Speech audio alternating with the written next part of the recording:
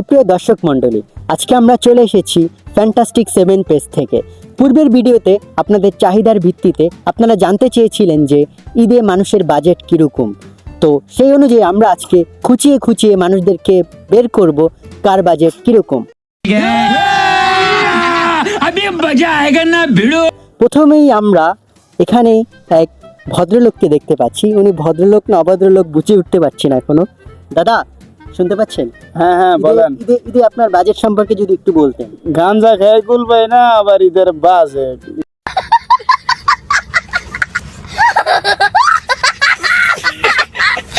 গাঞ্জারি budget না, আবার ঈদের বাজেট কইতে আসেন।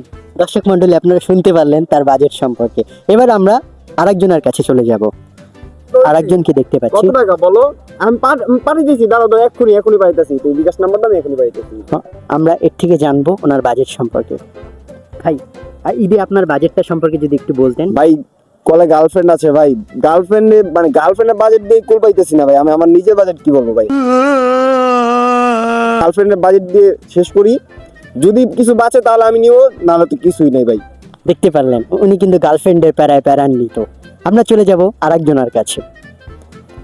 দর্শক মন্ডলী, আমরা কিন্তু সামনে একজনকে দেখতে পাচ্ছি। না, তাহলে চলুন তার বাজেট সম্পর্কে জেনে আসি। এই বাজেটে হয় কিভাবে মাম্মি? এই বাজেটে কি ঈদ করা যায় মাম্মি? এটা হয় না। ঠিক আছে, রাখো। জি ভাই। ভাই কি কম বলছিলেন? কি কম হয়েছে? আরে ভাই, মাম্মি বলতেছে ঈদের জন্য লিঙ্কিং পার্ট থেকে একটা শার্ট প্যান্ট আর জুতা কিনে দিবে ভাই। তো ভাই এসবের জন্য কি বাজেট রাখলেন? কত টাকা?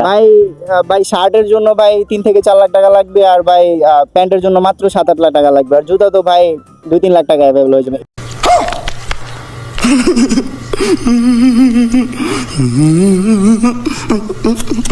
বলুন ভাই, এই টাকায় কি ঈদ করা যায় ভাই? দর্শক মন্ডলী, বুঝতেই পারছেন বড়লোকি কারবার। ভাই আর কোনো কিছুর বাজেট আছে? হ্যাঁ ভাই, পাপা বললো ভাই টাইটানের ঘড়ি পাঠায় ভাই। টাইটানের ঘড়ি দিয়ে কি ভাই ঈদ হয় ভাই? আমি বলছি ভাই দুবাই থেকে ভাই রোলেক্সের একটা পাঠাইতে, গোল্ডের একটা পাঠাইতে। এখন দেখি কি হয় ভাই, এগুলা দিয়ে আর কি আপাতত এবার কোনো মতে একটা চালা দিতে হবে ভাই। না ভাই, বাজেটের খুবই সংকটের মধ্যে আছে ভাই। এই বাজেট দিয়ে কি ভাই হয় ভাই? বলেন ভাই। তো বুঝতেই পারছেন ওনার বাজেট। স্বর্ণের চামচ নিয়ে জন্মানো ছেলে।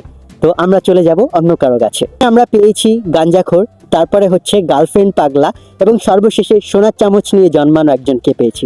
এবার আমরা এখানে দুজনকে কিন্তু দেখতে পাচ্ছি। দেখব এরা কোন শ্রেণীর মানুষ। ভাই, ঈদে আপনার বাজেট সম্পর্কে যদি একটু বলতেন। ঈদের বাজেট 3 বেলা খাইতে দেয়, 3 বেলা থাকতে দেয়, আবার ঈদের বাজেট। হ্যাঁ, শুনতেই পারলেন ওনার কথা। ওনার সাথে আরেকজন আছে।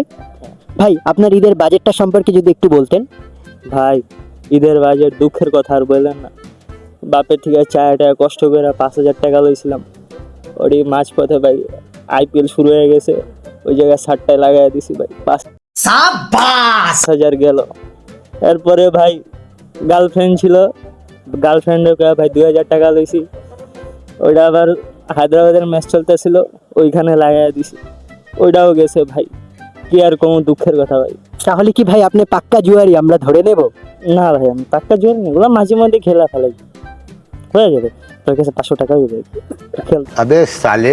ভাই কিন্তু পাক্কা জুয়ারি। উনি আমার কাছেও টাকা চেয়ে বসেছেন। আগে ভেগে নেই, না হলে আমাকে কোন দিক দিয়ে চেপে ধরবে।